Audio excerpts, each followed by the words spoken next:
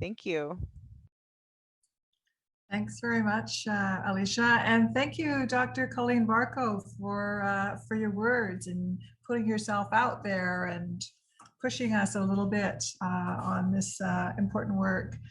So I have the immense pleasure of introducing to you Dr. Barry Lavallee. And I just want to say this. We have some people here who are, I mean, Barry's calling in from Manitoba, where Manitoba is hard time fighting COVID right now. And Barry has taken the time out of his day, out of his COVID priority, where he's working with Indigenous community, to come and speak to us. So I deeply and humbly thank you, Barry, for coming and joining us today in the middle of this crisis in your country. And I know that you've got far more important things to do right now, saving lives, and yet you're here. And I'm deeply humbled by that, and I really thank you and all the panel members for joining us. So I had a quick glance at your slideshow, Dr. Barry Lavallee, and I see that you've got some introductory slides there. So I will happily invite you to the floor. And have we got Barry's slides up ready to go? Anybody? And support you to introduce yourself.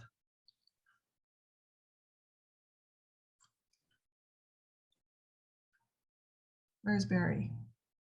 I'm here. I think I asked Alicia, I'll try and share the screen. I've never done that before.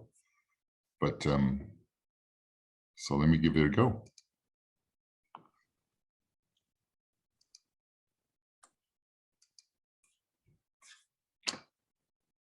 Can you see that? We can see it. Oh, fantastic. Okay. All right. Anyway, I'd like to thank you, Leslie, and the whole crew for inviting me here today. It's very busy in Manitoba.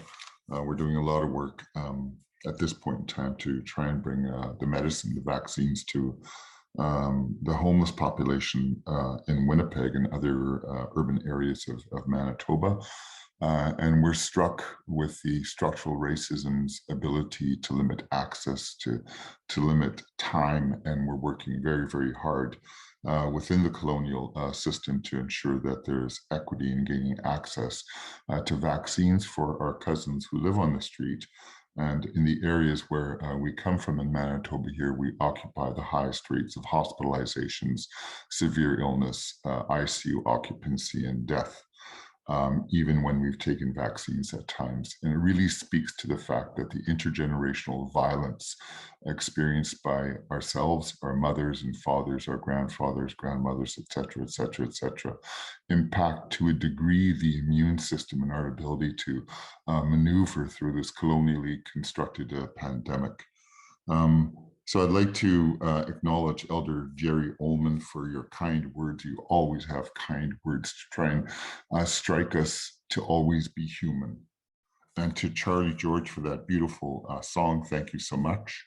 And to Leslie, BC Friendship Centers, the Safespace networks, and Sanyas Indigenous Cultural Safety Training are paramount organizations to driving a national agenda for us to have a dream to eliminate Indigenous specific racism, not only in healthcare, but to turn Canada upside down in its relationship with the original peoples of these lands. Barry Lavallee, Dishnikas, St. Laurent Dunji, Makwandun Dam. I am Métis from St. Laurent, Manitoba. I get this slide. I don't even know how to put these slides forward, Leslie. There, okay. With lineage to Duck Bay and Lake Manitoba First Nations. I'm a family doctor by training. I went to school at the University of Manitoba here, and I was one of the first self-identified Indigenous people to graduate from that program. I am the CEO of Kiwit Nukin Inuyawin. Cree is not my first language, and this Kim refers to Northern People's Wellness. It's a developing health entity born out of the dreams and aspirations of both Dene and Cree elders, leaders, and communities over a long period of time. I'm a medical educator. I did a master's degree at Western Ontario with a focus not only on research and knowledge systems, epistemologies, but really to have developed skills as an adult learning expert. And I used those particular skills to work along Linda Diffie, my colleague at the University of Manitoba, and many other people to develop the first Indigenous specific curriculum for undergrad medical education. And that journey continues. Lots of the stuff that I'm going to talk about today was born out of the research conducted by Linda Diffie and the work that we did in understanding how healthcare providers appeared resistant to violence against Indigenous people and how they are complicit and participated.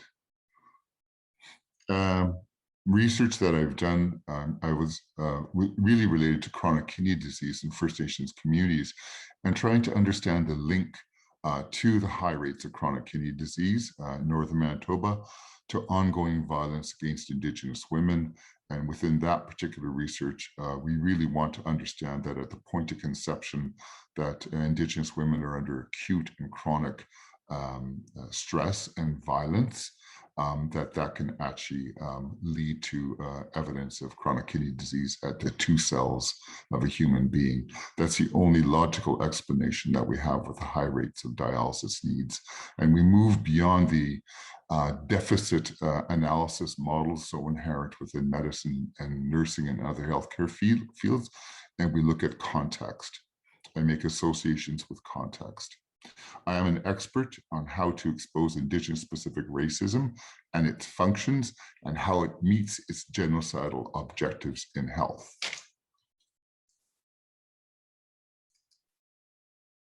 There was always a slide about conflicts, but I thought I'm going to declare I have conflicts against misogyny, Indigenous specific racism, homophobia, ageism, violence aimed at women and non-binary community. I have a conflict with white supremacy in Canada, and I have a great conflict with white silence, because white silence kills and facilitates the ongoing genocide.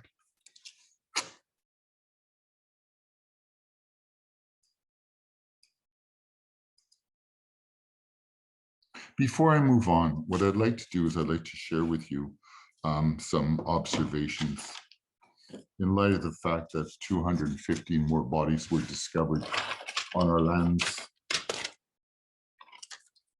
There's an author who wrote about the arrival of Europeans in 1492, and really in part of the book, and I can give you a reference after.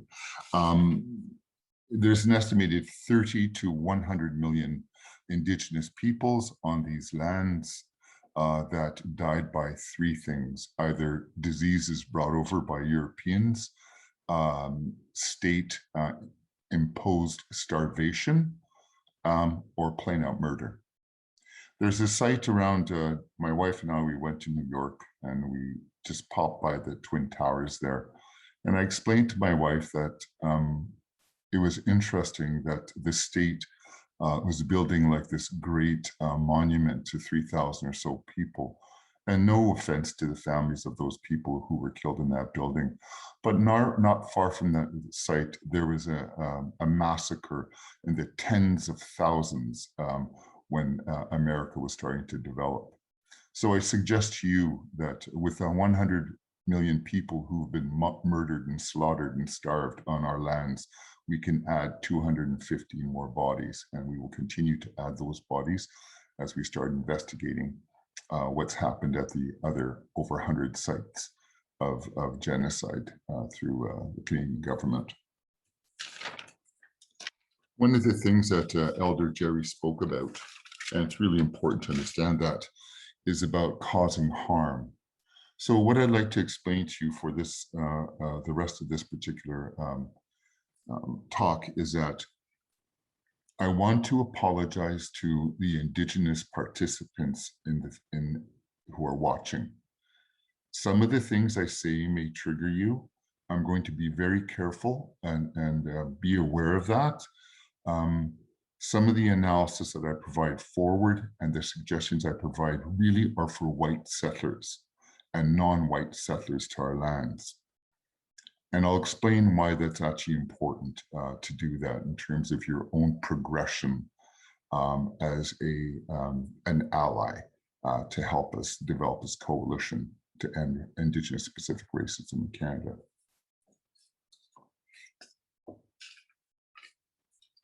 I made a bunch of notes as everybody was talking, and Dr. Vargo just gave an excellent talk before me. I want to acknowledge that.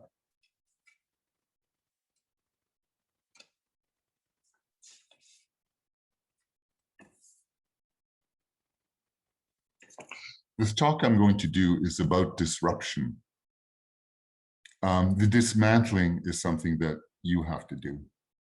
And the evaluation is something that we all have to do together to make significant changes so that the next generations of Indigenous peoples born to their lands do not experience violence associated with Indigenous specific racism.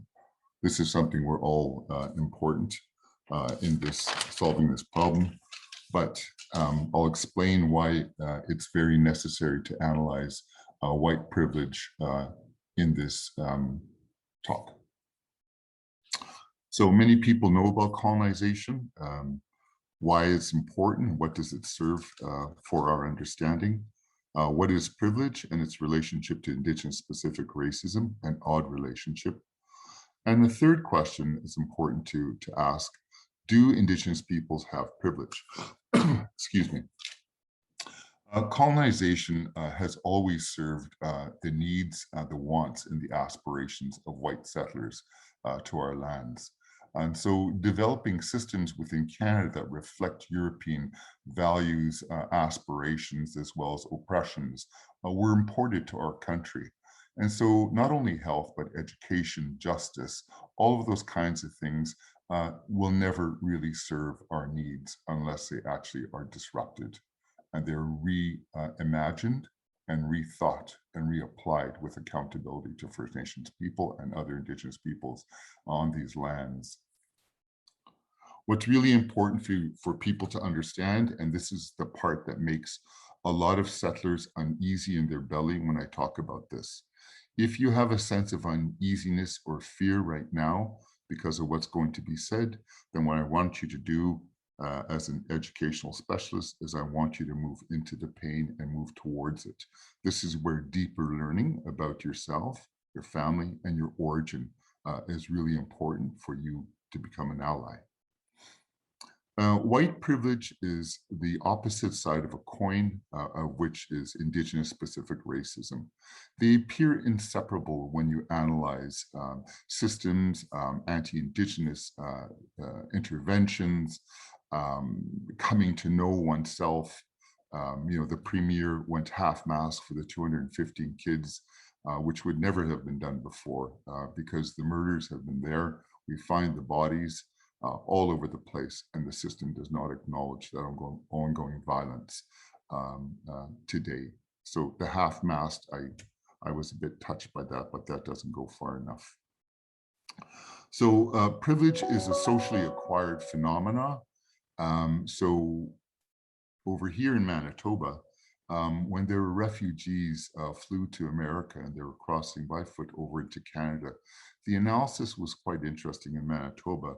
We saw that a refugee putting one foot on the Manitoba side of the border already had half privileges accrued. When the person put their other foot to be on Manitoba, already they had more things than people who've been here for 50,000 years have today. They had access to a physician, education, a job, safe housing, and food. I'd like to find any analysis in Canada that can tell me a First Nations community has all of those things fully that supports their well-being and health. I don't think that exists. So that privilege itself then is socially acquired. It's not meant for the Indigenous body. Indigenous people can never have privilege.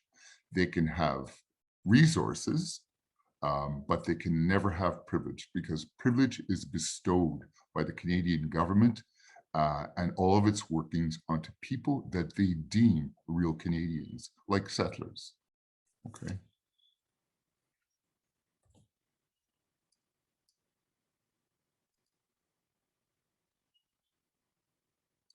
Now, I know a lot of people feel sometimes uncomfortable talking about these things, but I'm not going to do a deep analysis on the impacts of First Nations communities, health, well-being, social development, future, etc. But there is a need for us to embed the concept of Indigenous specific racism as violent and brutal and a killing machine. Okay. So, and this is difficult sometimes for healthcare providers who go into medicine and nursing and other fields because of this innate feeling that they want to help, that they want to reduce suffering, that they want to do well or provide for their community.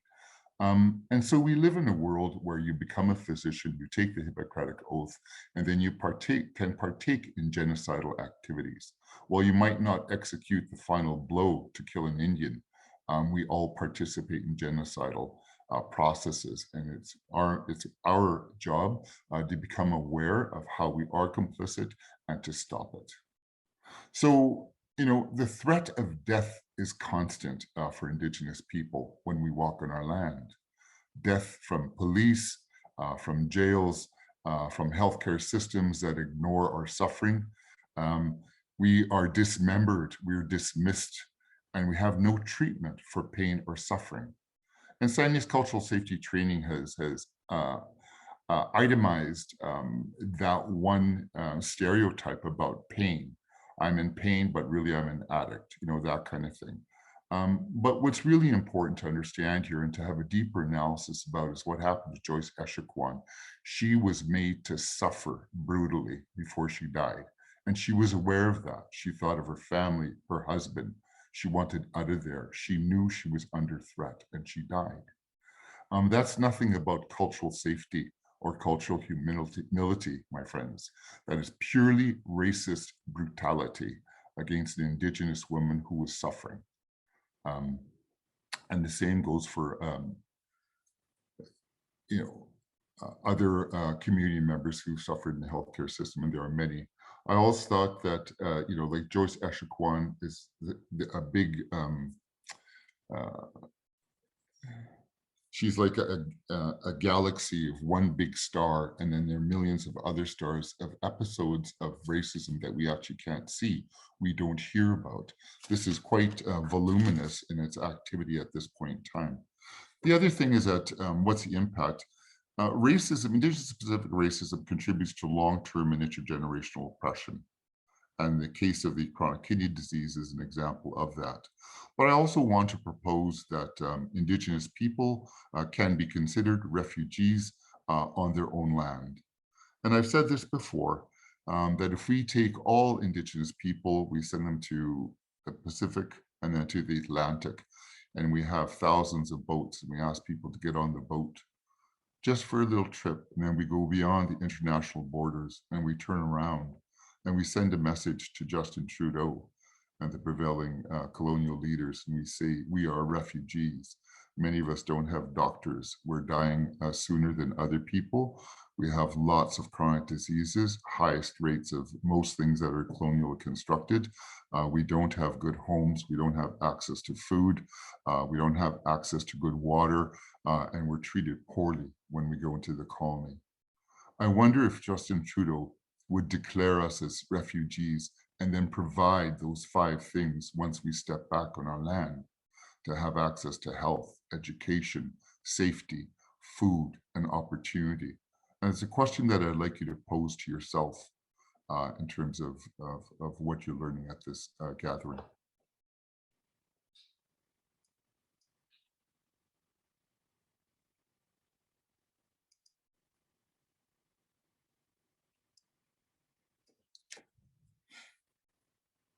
So this is going to be a bit of a hard part, but the questions have to be asked. Can this thing, this Indigenous specific racism, be separated from you as a descendant of historical settlers or current settlers? What does that mean for you coming to this land? And it begs the questions of why you came or come to these lands, juxtaposed by the truth of Canada's ongoing violations of Indigenous communities across Turtle Island. And really, they've done that. It's historical that they've moved us into reserves to make room for you on our stolen lands. That is a fact. So it provides you with opportunities in privilege to escalate your families to enjoy the benefits of these lands and the resources available to you.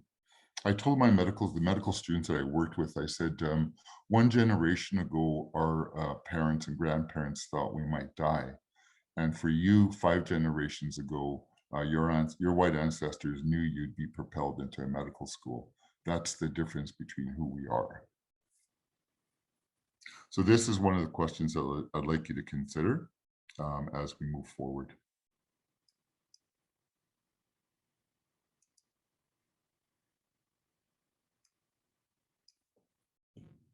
What does it mean for you in your work? Some may say, I've never been really aware of this racism. And you know what? You're true. Because white people can never experience Indigenous specific racism.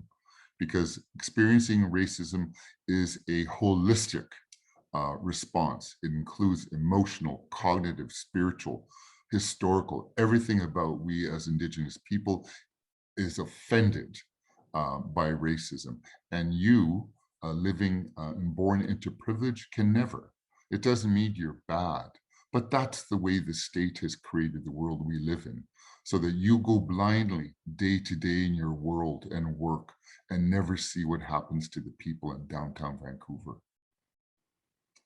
So why is it that we are ignorant? Why is it that when I teach at the medical school, a full 90% of people in my Med 1 class, when I was teaching with an average of a 95% to 100, almost perfect scores from a state-sponsored university, come to medical school and know nothing about missing and murdered Indigenous women and girls, and know nothing about the impact of Child and Family Services incarceration for up to 10,000 people where I'm at, who are First Nations children born into neglect only, not violence from their parents.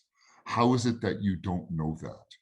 What went wrong? Did you take a wrong course? Did you take the wrong, what did you do wrong?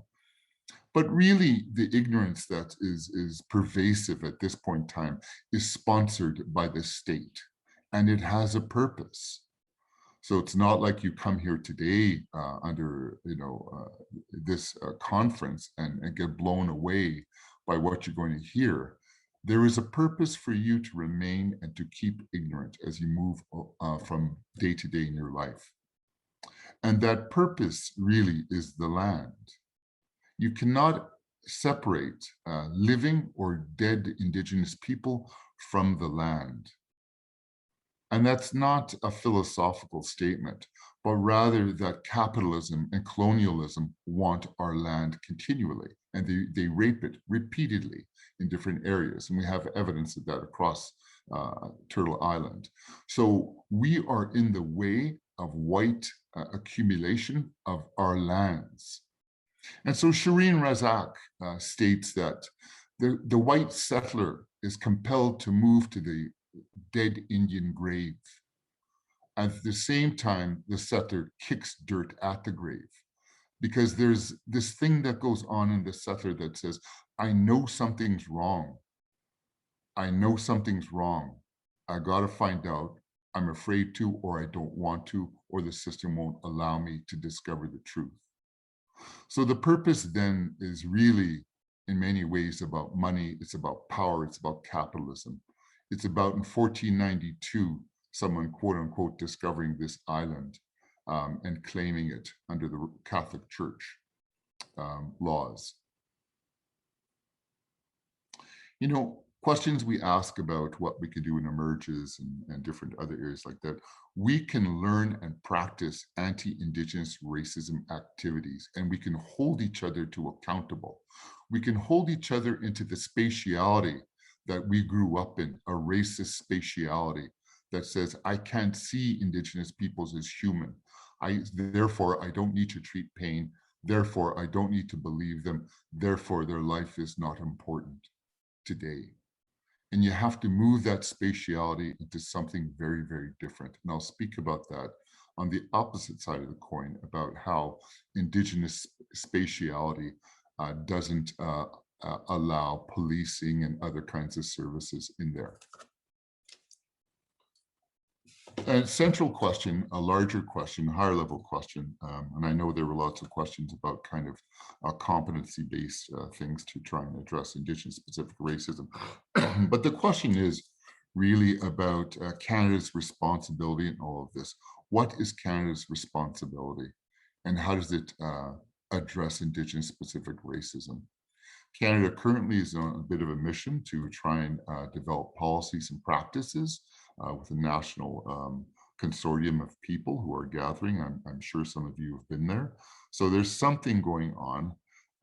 But really, in the case of Joyce Echaquan, I called upon the government to charge the nurse and the nursing assistant with murder. I wanted this to go to a criminal level, not a cultural competency or cultural humility level. Joyce Echaquan's death was advanced by the neglect and the abuse that she underwent. And that, to me, is murder, because it had intentionality, not manslaughter, not second degree. There was intentionality, given the role of genocidal activities across these lands today and in the past.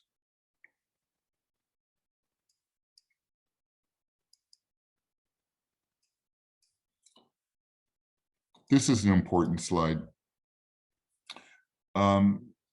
If you haven't studied, history or Greek history, I think it was, I didn't in my undergrad, but I really looked at this concept of a Sisyphean task. It's two guys or a guy taking a boulder and trying to roll it up a hill, and at the end that ball falls down. But the task is repeated continuously.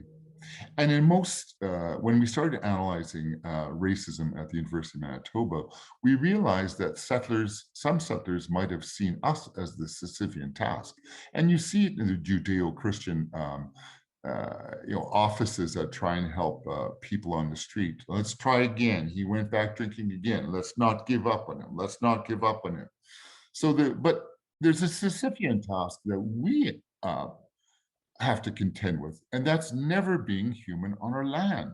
No matter how much we demonstrate that we are human, we dress like you, we use English or French, we use your constructs, we adopt the master's tools to try and make our lives better, knowing full well that the master's tools will never dismantle the master's house.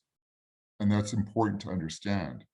But our task as Indigenous people is to always try with great energy to say, I am human and I'm in pain, or I'm going to have a baby and I want my baby, I don't want my baby stolen. That I send my kids to a state-sponsored school under the threat with the residential schools of them dying. The phenomena is not new. At the TB hospitals that were designated only for Indigenous people so that they keep TB away from the white people, there were deaths that were unaccounted for. It's a very common phenomena. One of my patients at Tatasquia, I was doing a family history with him, and he got quiet and a little bit teary-eyed. And I asked him what that was about. He said, his mom, as a child, his mom was taken away to one of the hospitals in Manitoba here, TB Hospital Sanatorium, and she never came back. And I asked him, he's like 40 something at that point in time, and I said, do you know what happened to your mom? He said, we don't know what happened to our mom. The phenomena of loss and grief and devastation is dominating many of our communities today, and it's unrecognized. And the question I have is, do we really need evidence that we belong to the human species. This is fundamental to white supremacy and dismantling white supremacy, because the origins of a hierarchy of humans comes from Europe. It comes from white people in Europe seeing themselves better than other people, Black Africans, brown people, and brown people, red people on our side. This is a fundamental question. How much more do we as Indigenous peoples in this land need to give evidence that we are human species, and by doing so, that we have human rights in access to resources, to healthcare, and to all the other things that allow us to see a future for ourselves on our own lands. The 215 murdered children of the Kamloops Indian Residential School, we dress like you, yet it happens. Condolences to the family and the long-standing intergenerational suffering this continues to cause. The tool, and here's where I want to pick up on spatiality again, the tool of the colonizers is to create continually Indigenous spatiality for purpose.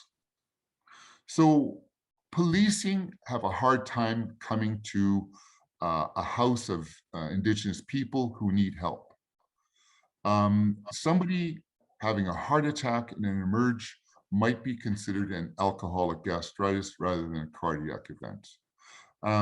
Somebody with chronic pain in the belly that perhaps you need to do a CT scan or something else will not be provided the CT scan. One of my students in the fourth year of medicine, she was spending 2 months with me. I gave her some books. No, you just missed my call.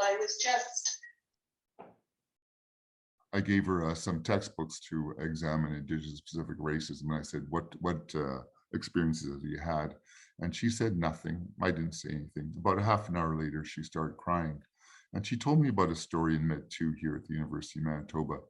The med students are allowed to go with the ambulances to find out where patients come from, understand their context, and then be a better emerge doc.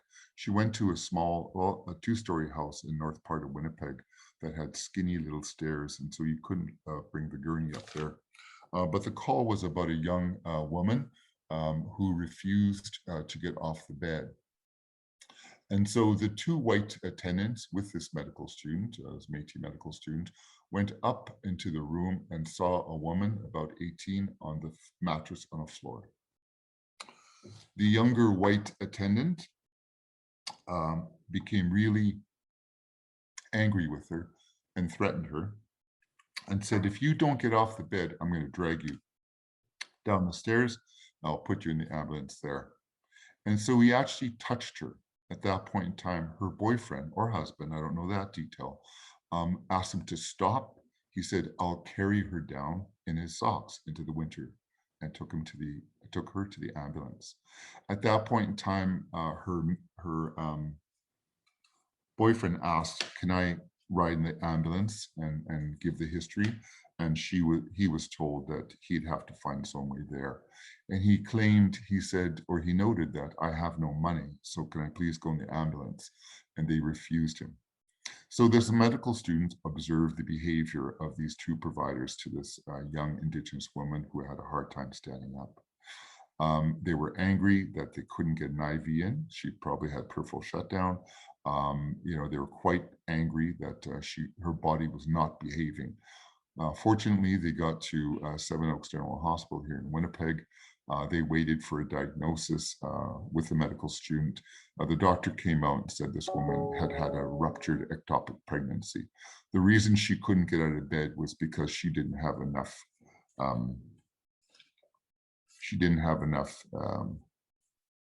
Blood pressure to go to her brain. A comment was made by the white attendant, and he said, well, you never know some. And that's all he said. So her realization and her own conscientization about oppression became real at that moment for her.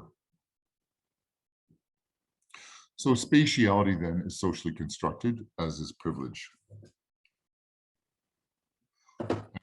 And that spatiality says that when you go to a reserve A reserve doesn't deserve the best healthcare. It doesn't deserve policing. It doesn't deserve best educational systems. So it's almost like spatiality is this impenetrable racial wall that settler society can't bring the things of its own privilege into our communities. But it occurs as a spatiality around the body of Joyce Echaquan, of all of the people who've been killed in healthcare systems. There's a spatiality that is supported by the state, and I suggest supported by settler Canada in general. And one of the things, again, that we spoke about, just referred to earlier about the land and the importance of the land in understanding the actions of racism towards Indigenous people. The land is the people and the people the land. And that is our downfall in one instance, but our celebration in the other.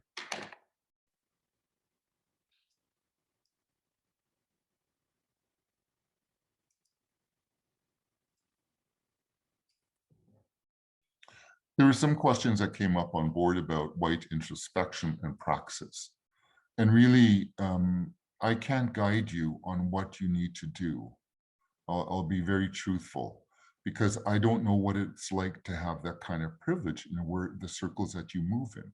I'm trying to analyze very, very hard kind of what spatiality you come from and how it actually prevents you from taking action. And so with some of my colleagues, part of my work to understand Indigenous specific racism is not to understand our biology or the color of our skin or the languages we speak or our histories, but is to understand you and your formation in the killing fields. And why is it that you could move in the killing fields and yet act human? And that question is very, very fundamental to our relationship. Because with continuing Indigenous specific racism, your lives are diminished as white people to a degree that you may or may not be aware. When we eliminate Indigenous specific racism, we all elevate to equity and opportunity and nonviolence. We need redistribution of stolen wealth and land. And while 150 years ago, I'd be shocked for saying that statement, we can say that statement today to the state: redistribution of stolen wealth and land. And we need that land returned to us. We have lots of land here, lots of land, and we need some of that land back for our own economic, social, and other opportunities. And this country needs laws against Indigenous specific racism with severe outcomes and consequences. And we need that process to occur.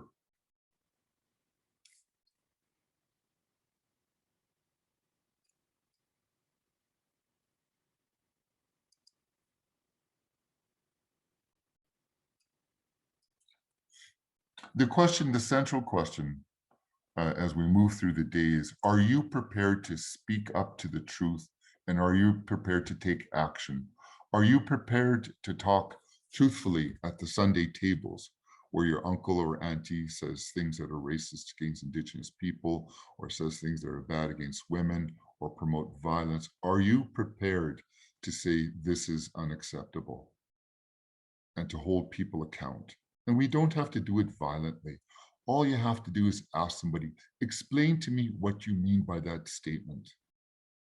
And that actually helps. It works for people, so that you develop a spatiality of racism-free environment. And people will get to know you as that, but you've got to take the risk for that. And that was a problem we had at the medical student. We set up scenarios at the medical student where I'd be the racist doctor, there would be a resident, a medical student, and a nurse, and we do a round. I would say something that was racist. And then I tried to train the students to say, okay, talk to me. And even at that point, they refused to address and speak up and take action. Because the system of power in medicine and healthcare is so powerful that even a medical student can't say, Dr. Lavallee, what you said was inappropriate. Can you explain to me what you mean? It was very difficult. So I knew at that point, in terms of when we developed the Indigenous specific curriculum, that we were going to have trouble. Fortunately, I heard from the residents level that some of our grads actually did speak up and could contextualize information around Indigenous people who are seeking health. So this is really central for you to think. There is no step 1 through 5. I'm just going to warn you that this is about emotional and spiritual and introversion to a degree that you've got to be able to overcome the hard drive in your brain that ensures that we don't receive equity. It's a function of Canada's development of this society. And through the pandemic in Manitoba, we've been desperate with our leaders to keep that virus out of our communities, knowing full well when we theorized 16 months ago what would happen, that this new virus is coming to our communities. We knew what was going to happen. We brought our scholars and our practitioners and our elders together in Manitoba here to develop a plan. And so that's what we did. We have a rapid response team that can be deployed to our communities. Now Manitoba uses it. And we've also influenced vaccinations so that First Nations in Manitoba here got vaccinations 1 month earlier. And finally, we won the fight for Métis and Inuit as well. We've been fighting racism all through this pandemic, and I'm tired. And so I apologize for this particular talk. We're just very, very busy now, but I really believe in the work of all of you, Leslie and all the team here. And I'll hang around for any questions or dialogue that we particularly might want. Thank you. Thank you so much, Barry. What an amazing presentation. You always are the truth teller, and we just appreciate that about you so much. Thank you. Leslie, did you have anything you wanted to say before I launch into the questions? Thank you so much, Barry, for getting right to the point during all of these. And these are tough comments to make, and really appreciate you coming and joining us and making them and taking time, as you said, out of your busy day when we're still trying to save lives in Manitoba. I just want to also talk about some of the comments that you made, that we need severe consequences for Indigenous specific racism. We've seen time and time again in many jurisdictions across Canada that there has been Indigenous specific racism, and it seems to come down to professional designations in terms of how we deal with it. We deal with it differently with doctors. We deal with it differently with nurses. We deal with it differently with intake workers. It seems to be related to the hierarchy in terms of how much people can get away with. I've always said, during the Sanyas thing, that we should, the healthcare system's model of addressing complaints inside the system is set up to protect itself it's just looking after itself. And racism, I don't believe, should be a part of that system. I think that racism should be taken out of the healthcare system, and that we should be able to be making, within that medical complaint model, because we are always talking about racist practice, but we submit our comments into that model, into that system, and it comes out the other end and it says, no, actually it wasn't racism, and we're not going to deal with any of that. I think that's a really important issue for us to consider, is how do, when we're looking at making some changes to the system, how do we ensure that we're holding racism up against racism and not up against medical errors? Right, yeah.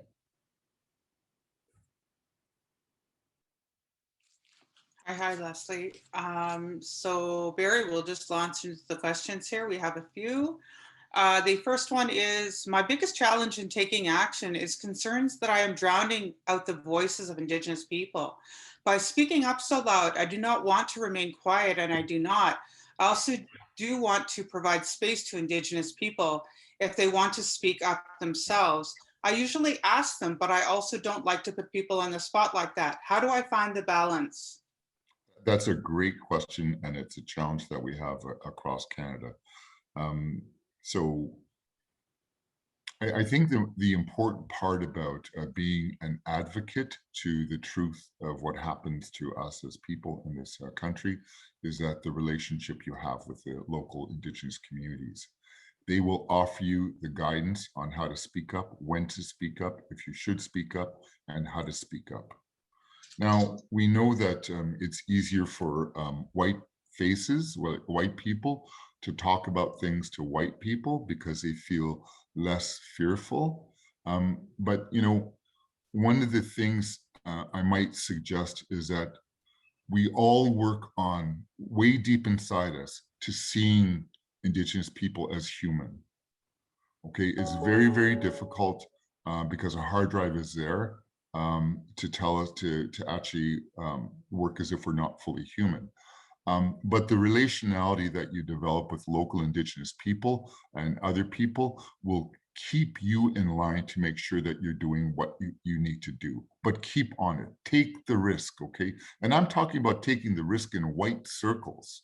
All right, you're not going to take over for us, please don't, in white circles. But when you confront the behavior, not the person, because you love your uncle, okay?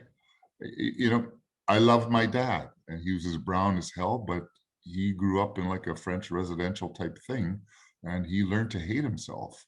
But I still loved him, even though I confronted him about our color. You know, this thing is pretty miserable when you consider its impacts on us. But anyway, thank you. Thank you, Barry. The next question is a two-parter. Dr. Barry, in my own research, I've explored the epigenetic influences of historical and unresolved complex PTSD on Indigenous peoples. I wonder if you have any resources for the role of chronic stress on kidney health for Indigenous peoples, and whether or not you have seen correlative epigenetic studies done in that same area, chronic stress and kidney disease in Indigenous peoples. That's a very good question. I'd ask you to reach out to me, get my email, so I'll connect you to some of my scholars over here that we're working on that, including pediatrics and adults. But yes, when we theorize that at the point of conception, that children born to women who are chronically and acutely violated is really around stress on the epigenetics and the formation, okay? We know, for example, and it's not my area of expertise, that the work we do will take about 6-7 generations to diminish that kind of impact. But reach out to me, please. Great, thank you. How do we navigate organizational policies where we don't use words like white supremacy and white privilege in trainings, because learners are often beginners to the conversation? I think you know, I mean, I think we can't infantilize education. So one of the problems, like at the medical school, people coming in, they're 23 to 33 to 43 as med ones, and yet what we did to them, because they didn't want me to speak really about racism with med ones as if they were children. They're not children. They're adults, and use adult learning theory to be able to talk at your boards with organizations and be truthful and know the words you use. Because part of the dismantling and disruption is actually doing that in the brains of somebody who's in front of you. Okay, it's not all about me putting a rule and putting it over there. Everything we do together is about disrupting and reorganizing our thoughts around Indigenous people and finding what is the true ethical and moral way we need to go, and what is our own internal liberty, even as allies in doing that.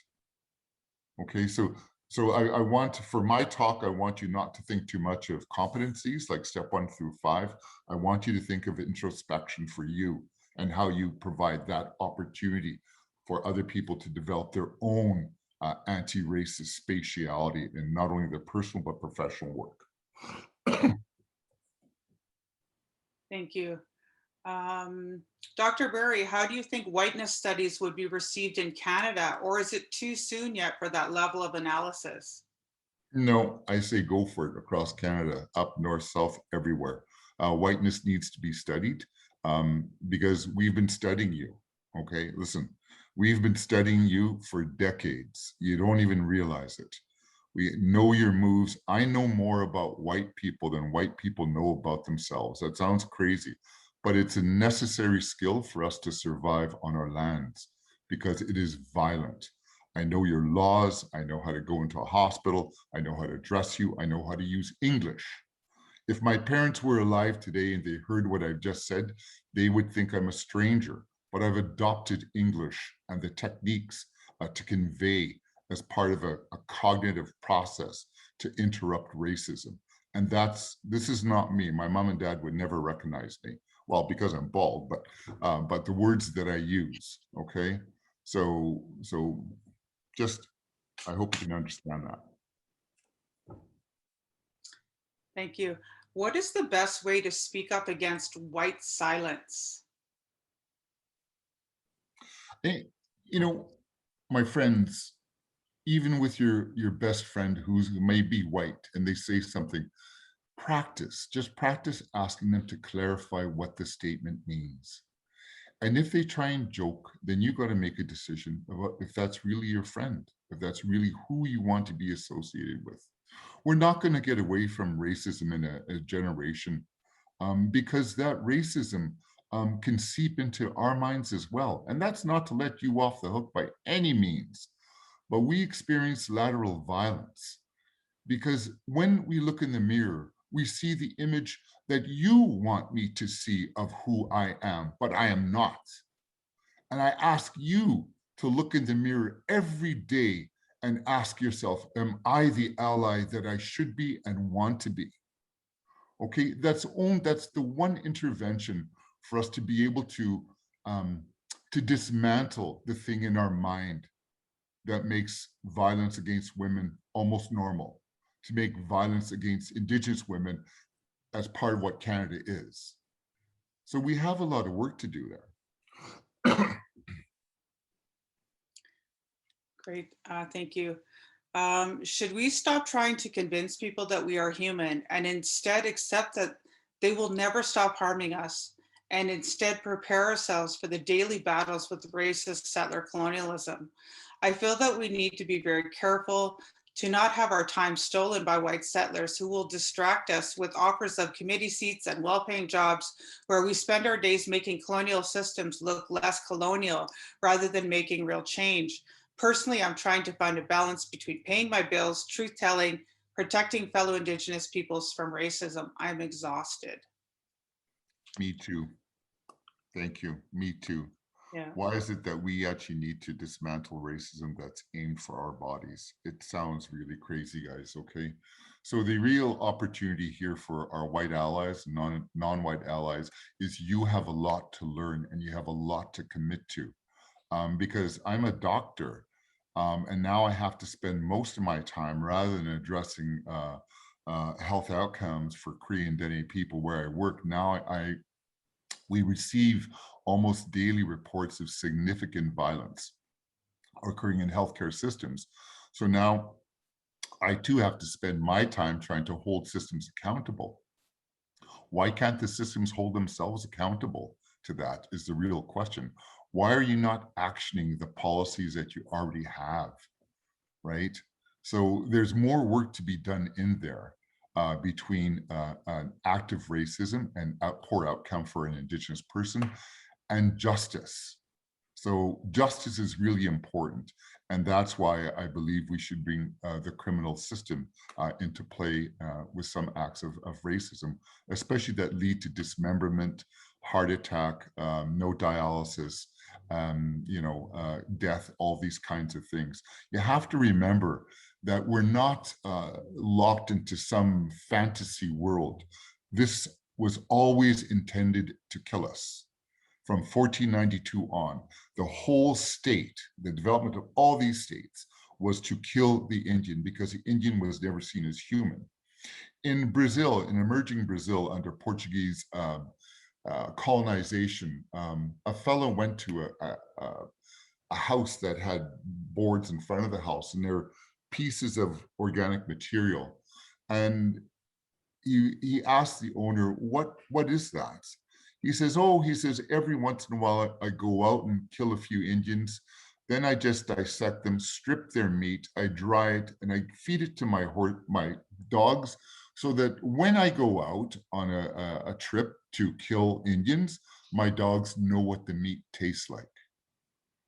This is what Europeans brought to my land in 1492, because 100 years before, Europeans were slaughtering Jews and slaughtering Muslims. And so the practices of violence came here. It was not a peaceful encounter.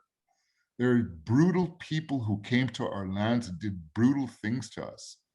And in one case, a higher level functioning Spaniard wanted to have intercourse with an Indigenous woman, and this is documented. She refused, so he beat her and he whipped her with a whip and raped her.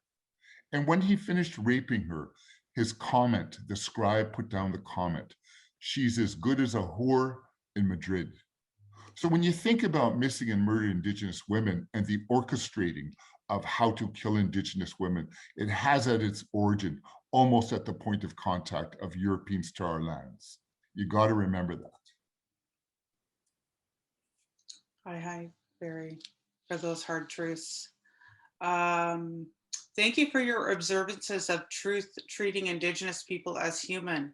What types of anti-Indigenous racism activities do you suggest or are you aware of? How does the how does the system and individual move forward? I think, I mean, this can be overwhelming for people who are just learning about the truth, what's happening to us on our own lands. But I want you to take it in small bits and pieces. Influence your family, influence your friends, and then take the risk to influence your work. And I'm going to tell you that the risk for you to tell the truth in your work is real. You've got to be prepared, because the system can actually take you out of your job. And that's not born out of paranoia, that's born out of truth. So you've got to make an individual, a collective decision with your family about how you're going to help us sort out this Indigenous specific racism. But thanks for that question. Thank you so much for your wisdom. So grateful for your guidance always. Would you have capacity to speak more about land-based practices and how they may be applied to heal from violences of settler colonialism, including Indigenous specific racism? Yeah, I'd like to share that Quest Health, I work with that organization in Winnipeg. It's attached with 4 of our communities, and they've done an incredible job in terms of addressing mental wellness and mental health. Some real innovative stuff. They've been published. I'd encourage you to reach out to me, and I'll connect you for those of you who would like that.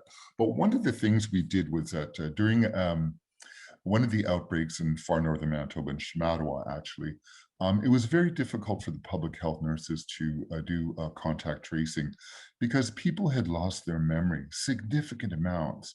And we knew that was actually due to substance misuse, primarily at that point, alcohol misuse. So the government reached out to me and said, can we try and manage alcohol? Or somebody did. And we got together, and with Ken, Ken McKenzie, who's one of my colleagues, and he's in the crowd here, and I and another person, we put it together in 10 days, and we delivered medicinal alcohol to the community. And the emerging evaluation, or we're going to do a celebration of that, is that we have changed people's lives with just a twice a day medicinal alcohol. And one of my colleagues, Dr. Yvette Emerson, who goes up into the community to support, do chart reviews, etc. She mentioned to me the other day, she said, you know what? She says, I think the 6 ounces twice a day of the alcohol isn't the medicine. The medicine is that we're seeing and treating these participants as fully human. And by doing so, Ken tells me that like an onion piece, we're unraveling. Not us, the person unravels the trauma they've been in, and deal with it moment to moment. And they actually get better. Okay, we have a lot to deal with this trauma that's gone on, especially the historical and the ongoing trauma through racial violence. So now we have 8 communities waiting in line for a managed alcohol program, and kudos to Quest Health for helping us with this program, but they have other responsibilities. I've approached both the federal and the provincial government in Manitoba, and I have yet to receive any real support for this program. But it's one way for us to say, relative to the question posed to me, you can provide medicines like opioid replacement therapy, but 3/4 of that person is still missing. That's where land-based activities come in. Because the formation of the Indian in the light of the settler as looking white, acting white, being white, using white words kills us. And then on top of that, you add the violations because I'm brown and I'm Indian. And then on top of that, you add, and then suddenly we find people who are 3 or 4 generations have had that intense pain and violence. And we're trying to help them deal with their pain and their traumas so that they go back to being a grandma, have opportunity. And so the program that Ken McKenzie and his crew are doing in Shamattawa, I say, is one of the hallmarks of my career in 30 years. Thanks. Thank you, Barry. How do you speak up with leaders and bosses who are white when you fear risking your own job and livelihood? That's very tough sometimes. But you know what? Some of the work that we've done with the pandemic, we sit at a task force table, which is a high-level Manitoba government people. And traditionally, when you look across Canada, we have deficits because the Manitoba government has a hard time working with Indigenous peoples over here, considering us actually citizens and humans in a real way.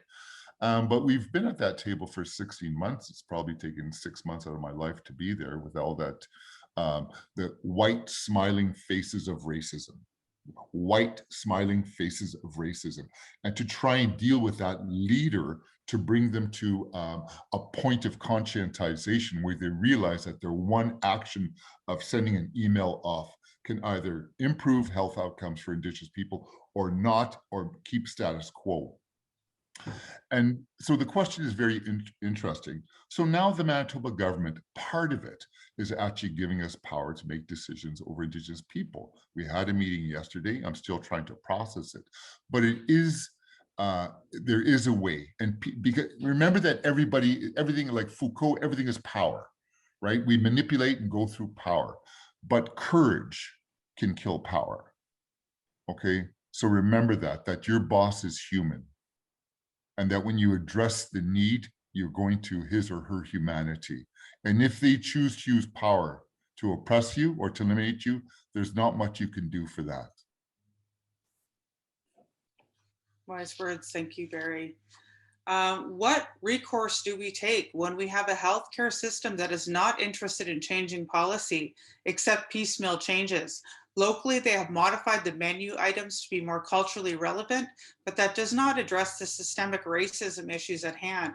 The impunity is palpable by hospital staff for virtually every Indigenous healthcare experience in emergency scenarios. That's an excellent question. Again, thank you. Just quickly, we have a young family, a First Nations family whose baby has AML. Undergoing chemotherapy and will be going through a bone marrow transplant. So Yvette, Dr. Emerson and I are working with this family of the young mother, and they're in their 20s, reached out to me in an email saying that she was being accosted by racist nurses trying to care for her child at Children's Hospital here in Winnipeg. And so Yvette and I went to the meeting that was put together by the system. And the observation I'm going to give you will answer that question. So it was clearly racism. There's 20 episodes. I could go to any court and argue that is racism. But the system itself talked about co-responsibility, because the mother was very angry at times because they were being teased and mocked by nursing staff who, because the parents were scared that the baby would get another infection. So they would observe if the nurse didn't wash her hands, then they make mention, can you wash your hands before you see my baby, as you know, AML, and plus there's COVID around. But they mocked her. And at one point in time, mom's voice raised appropriately, and they got a security guard and threw her out of the hospital, a First Nations woman with a baby whose life is under threat. And the mom got so scared because she thought, oh, you're going to take my baby into Child and Family Services like happens to all of us, and had to call her husband for him to run up there. And the other kinds of things that they did at the hospital is that when the parents were there 24/7 caring for their baby, needed a break, they would always call the parents at 20 minutes after and say, your baby's crying, kind of get up here. And so it was exposed. But the one thing that nursing did not do, even to date, is mention the word racism. I asked in the last meeting, this is racism. What are you going to do about racist activities by nursing colleagues? What are you going to do? And they talked about it's hard with the union and on and on and on. So still, while you had two experts, Indigenous experts at this table, with a department head of pediatrics and nursing, etc., they refused to say racism. We're not giving up, I'll tell you that, okay? We're monitoring, but we're going to come up with a plan to ensure that the highest level of that healthcare system uses the word race, Indigenous specific racism. Thank you. There's actually a kind of a connected question here too. It says an area that proved to be a barrier in doing the dismantling and disruption are the unions that are part of the healthcare system. What can we do to support unions to embark on the journey to truth-telling and reconciliation? So why do unions have a free pass to be racist? Yeah, I think really, I mean, I'm not too sure that we could break through with unions. I don't have enough information on that in terms of legalities, etc. But union members have to be the ones to actually say, we need to deal with racism. So the responsibility are on the members. That's not easy because a lot of people don't see racism because they can't see racism, right? So there's always this tendency for us to want to expose what racism looks like so people cognitively can adapt it and they make decisions cognitively on what to do. Like to say write to your union, say, we need to address Indigenous specific racism with our members. We had asked unions over here after after occurrences had happened for change, nothing happened. So there's got to be a different mechanism. But my work, thank you for the question. I haven't had time to actually kind of delve into that. Okay, thank you. You're speaking to what you have called the coaching of racism. Can you say more about system interruption, creating systemic processes for Indigenous anti-racism analysis, interference in current practice and screening? Yeah, one of the things, some of the work that's done by my scholar friends and things like that is that, it's a wonder that somebody from some country somewhere else where there are no Indigenous people can come into Canada and then work in the healthcare system or perhaps anywhere. And after a month, know how to stereotype. That's bizarre to me. How does that work? You come from a place that's not English, doesn't have Indigenous people, maybe has systems of hierarchy, I don't know.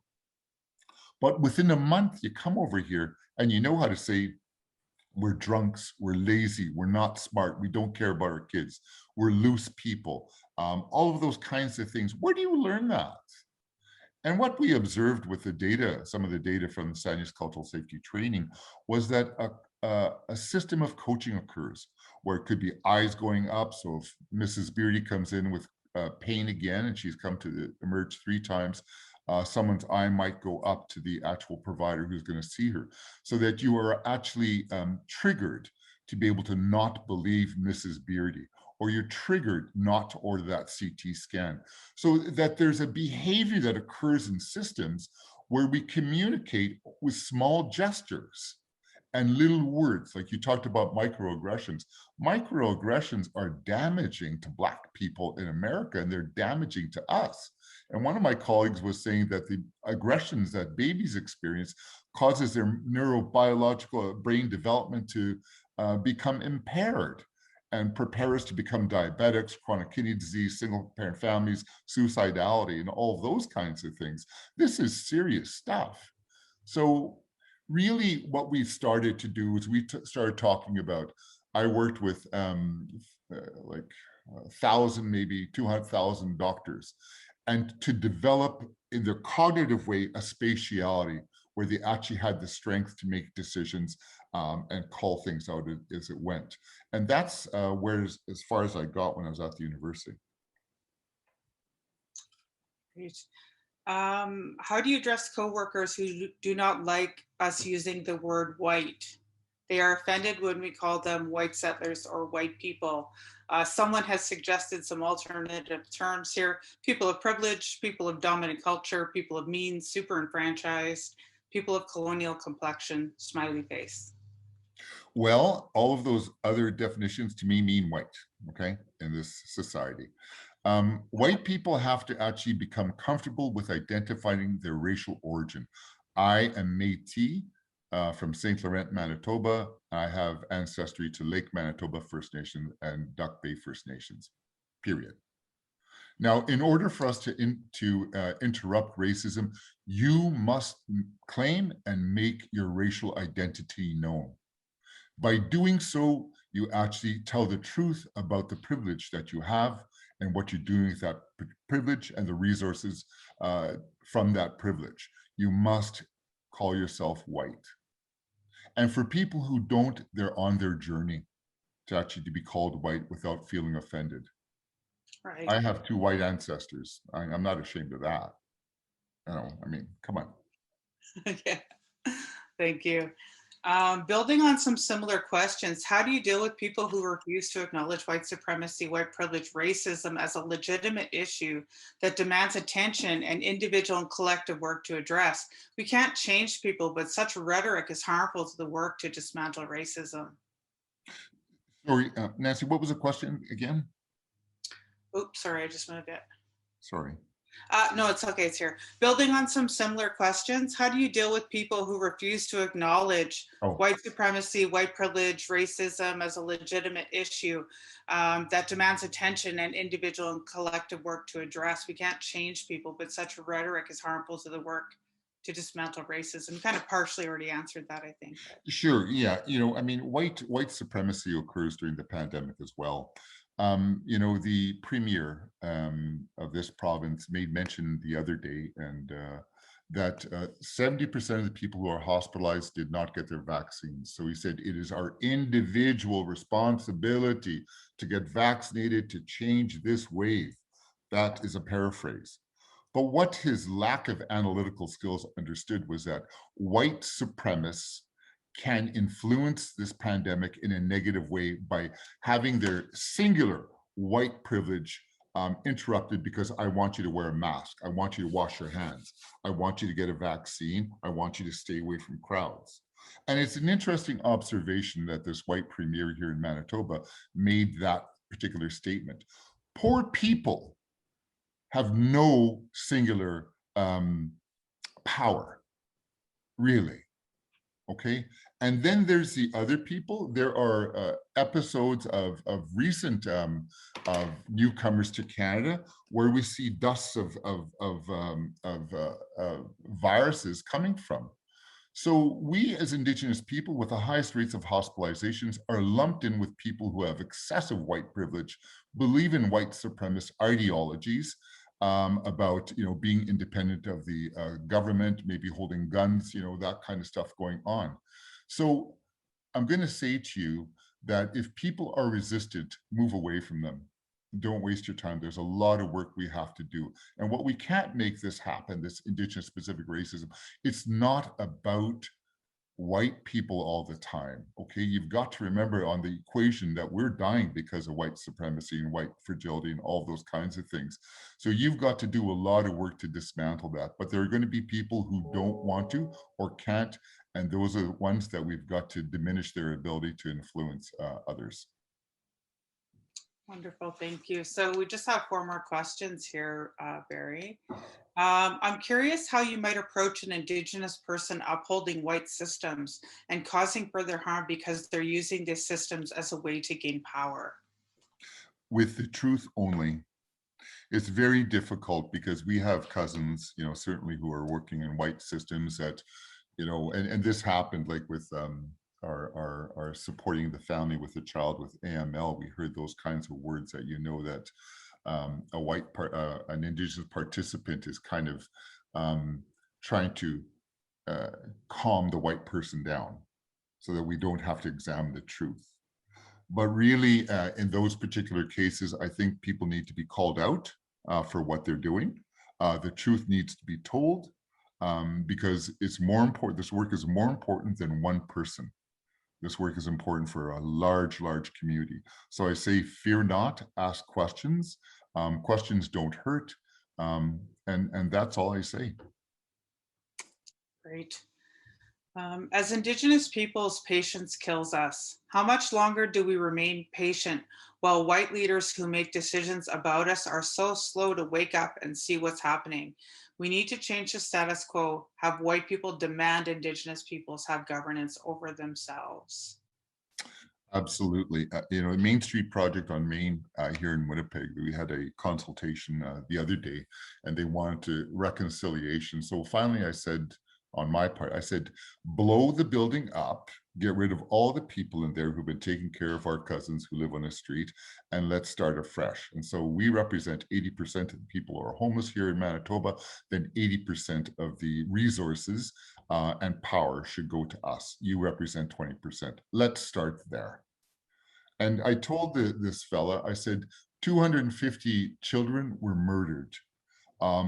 Babies, we don't know the ages yet, 7 or 8. I said, when you look at my cousins on the street, the origin of their homelessness is from Kamloops. You have to understand that. And if you don't understand that very Indigenous specific and centered approach, then you're not going to make any strides. And so I'm much more for, I work collaboratively, there's no doubt about that, but Indigenous people need to lead these organizations or have that kind of influence for sure. Great. There's a trend in BC healthcare settings to push for cultural safety via putting an elder in residence in settler colonial settings without any structures in place or examination of racist policies. We are colonizing and creating violence for elders, in my opinion. What ways have you employed to deal with this trend and how have you addressed it in your province? Well, it's still a problem for us too. I mean, the WHA want to put up little pictures of Indians and feathers and put an elder to go into our emergency room and take care of things. If any of you have actually worked in a big emergency room, they are ugly, violent places at times. I do not believe in putting elders into institutions unless institutions have had reflective experience understanding what an elder can and can't do, what the responsibilities are, and to ensure that our elders are paid money as PhD plus. Our elders do a lifelong work of knowledge. I did one for 10 years, okay? But that's lifelong. They need to be paid accordingly. And then to be given support in there. But as a get-go, I do not think that is a healthy or wise thing to do until we make other changes. Great, thank you. Last question, Barry. Do you see a position or space for storytelling, a key element of Indigenous identity and culture in the healthcare to put a spotlight on racism? So in healthcare. Yeah, no, I do for sure. I mean, my biggest dream at this point in time is to have a proper qualitative study. Southern Chiefs Organization did a survey. They brought that out, I think about a month or 6 weeks ago. It was brilliant, but the storytelling is really important. But remember, we did that. I'm also a little bit curious about that because we had one of our elders come into the medical school and to talk about stories and things of that nature. And then at the end of the year, one year, one of our Indigenous students came to me quite upset because their non-Indigenous medical student companions wanted to take our traditions and poke fun at them at a large comedy event. So at that point in time, I pulled traditional activities away from the medical school and had it restructured in such a way that it was volunteer. There's a commitment to adopting this knowledge, to not disrespecting the knowledge. And that appeared to work a little bit better. But it's a curious way. Let's be careful, because sometimes colonial society sees, for example, me as the talking ape. Because in their mind, I'm Indigenous. It's impossible for me to be a PhD or an MD or to be a scholar. So when they see me, they might just see a mouth moving, but not see it as part of who I am as an Indigenous person. So that the talking ape is a thing that we've got to be very, very careful of. Another question just did pop up, Barry. It's quite a long one. I'm just going to read it to you because I think it's a really important question. My question has to do with credentialism and the role that anti-Indigenous racism plays to create barriers for Indigenous people to apply for and be successful in acquiring roles within the healthcare system. In BC, it has been shown that there is a sustained effort to divert Indigenous young people away from the general academic pathways towards a remedial educational pathway. The result of this is that young Indigenous people graduate with a high school diploma that will permit them entry into post-secondary institutions. However, many Indigenous people have incredibly deep and rooted knowledge of community-based knowledge and are trained to be advocates for community members who must at times travel to distant urban centers to receive critical health care. For example, a hospital here in Vancouver terminated 5 Indigenous women who worked as Indigenous health and wellness workers, which were unionized roles. New similar non-unionized roles were posted shortly after their termination, labeled as Indigenous patient liaison positions, which now require a Bachelor of Social Work degree and are non-unionized. I can't help but see this as a devaluing of Indigenous peoples who have intimate community-based knowledge and experiences that is equivalent to a university degree. Yes, that's actually quite important. We're looking at, everything's done by stories, I'm sorry guys. We're looking at rehab assistance in our communities, 23 of our communities, and we're going to do a rehab connection across the space. But really what we want to do, and that's with the backing of our chiefs and our leaders, is we want qualified healthcare providers and leaders for the future. But we don't have to go through grade 12 pre-rehab or pre-med, pre-nursing onto nursing.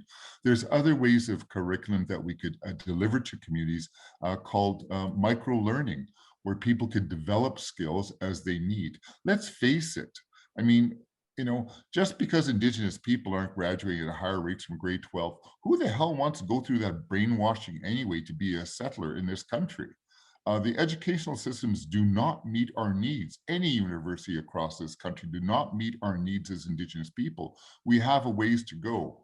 And you know what I've realized as being CEO of Kiwetinook and Innu Yawin is that we have brilliant people, but they don't have a grade 10. They don't have a university. So I'm a bit of an oddity for my community anyway, because I have this education, but we have intelligence there. And any system I would challenge who actually has changed something of that nature to require a bachelor's degree in social work or whatever is part of colonization. You don't want to hear the truth. So you've got to hear the truth. And we can hire our elders who might have a grade 4 or a university degree as a professional. You see, when we have control of those resources, things will change. Right, absolutely. Hi, Barry. Thank you so much for that marathon Q&A session. Does that work for people? Thanks, Nancy. Thank you, Dr. Barry Lavallee. This is some important food for thought, and it triggered me in so many areas. I remind everyone, start thinking about what kind of actions you can personally contribute to, not just, you know, that you want to be an ally and support us, but what are you as a, you know, a white healthcare provider going to actually take some action on?